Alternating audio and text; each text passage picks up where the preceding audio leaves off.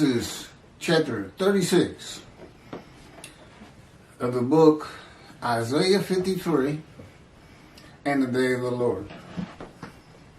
Dictated to me by God Himself. I am His righteous servant Moshiach, His prophet like Moses, to deliver 2 covenants, and the righteous servant Elijah, who was taken to heaven. Specifically, only him in the Hebrew Bible, and he returns in the day of the Lord. As the messenger of God, he receives the covenant of Jeremiah 31 from the angel of the covenant that you desire. Because I know that angel. I know him well. And that's what you would expect of Elijah. Elijah, tell us about heaven. Prove you're Elijah. Well, it's in the book that God dictated His command and direction. Keith, do this, do that. Write this down. Here's the title. Go to the Jewish library. Look up everything you can on Holy Spirit. And then tell me what paragraphs to copy. By pointing my head and my eyes at them. He wouldn't say paragraphs 4, 5, and 6. Paste those in your notebook. And then we'll put it on WordPress. That's how it went. Just as he dictated the Torah to Moses and the rest of the Hebrew Bible to the various prophets, for the most part, the leading characters of every book. That's how he says to think of it, although he said there were times I had to use other people to write as though they were them.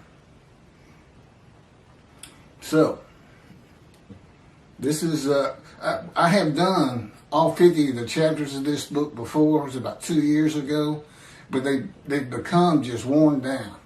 You know, some of you can't even hardly see me, much less hear me. So we're redoing the entire book. And when you see a post of mine, a stamp as they call it, you'll see chapters in brackets right at the beginning before you even see the title. That means it's one of the new ones. And again, we're on 36 right now. Born, trying to get in the center of the camera here. Born with iniquity. Psalm 51, verse 7. David speaking. King David. Indeed, I was born with iniquity, with sin. My mother conceived me. And I bet that surprises a lot of people.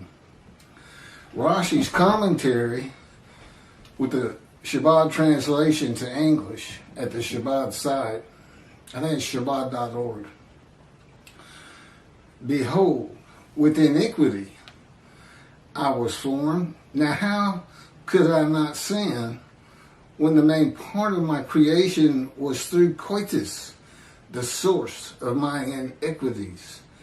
Another explanation, Rashi says, the main part of my creation is from a male and a female, both of whom are full of iniquity.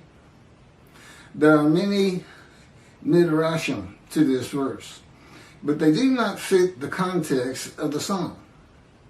Conceive me, Hebrew, an expression of heat.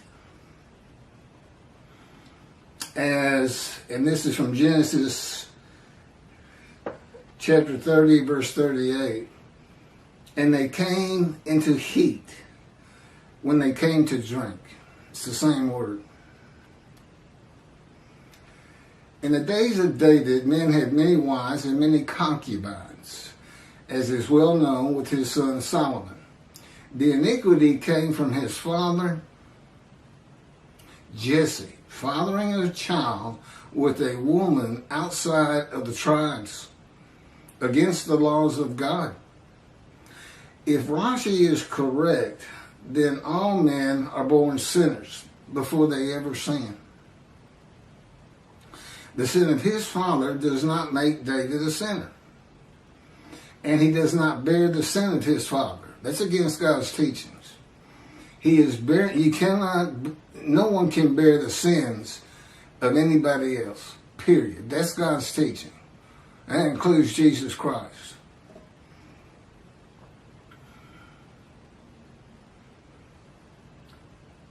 Today, under the halakha, Jewish law, David would be a Gentile if he could not prove his mother was Jewish. This would explain a story creating a Jewish mother for David in the Talmud that you cannot find in the Hebrew Bible. Something made up by men. God says, "Be careful to observe only that which I enjoin upon you, neither add to it nor take away from it." That's from Deuteronomy chapter 13, verse 1.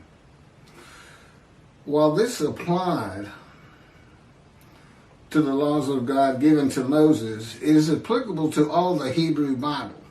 See, most people, Orthodox religious Jews believe that God dictated the Torah to Moses. And I would think the primary reason is, how could he know all this?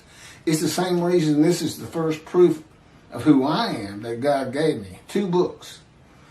Because you have to ask yourself, how does he know all these things? Our rabbis and sages from the beginning of time to today do not know. It'd be like one of the Israelites going to Moses and saying, "How do we know God talks to you?" And Moses could hand in the scroll of Leviticus and say, "How do you think I wrote that?"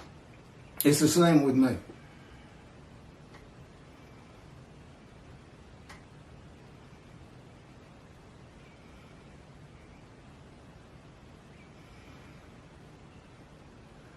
This is an example of the stories and lore of the Talmud at times, taking from the meaning and lessons of God, stories and songs.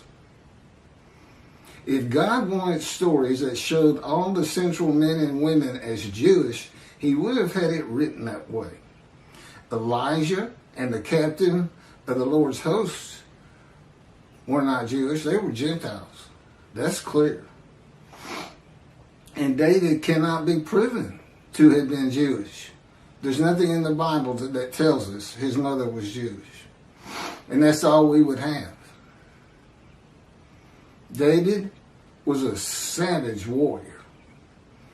When in exile for 1 year and 4 months with the Philistines, he went out and killed enemies of God. And their women also, so no one could tell on him. I suspect that would apply to a teenager that could tell on him. A savage warrior. David would leave no man or woman alive to be brought back to Gath. That's where the Philistines were. For he thought they might tell about us. David did this. Such was his practice as long as he stayed in the territory of the Philistines. That's in 1 Samuel chapter 27, verse 11. David was also a teacher of righteousness, morality, justice, and faithfulness, and a great leader. He is confessing a deep emotional pain in a psalm for all to read. And it is a lesson of the pain of interfaith marriages. For children. A sin he had nothing to do with, that he had to bear all of his life. Okay, the next chapter is chapter 37, Maimonides, Rambam.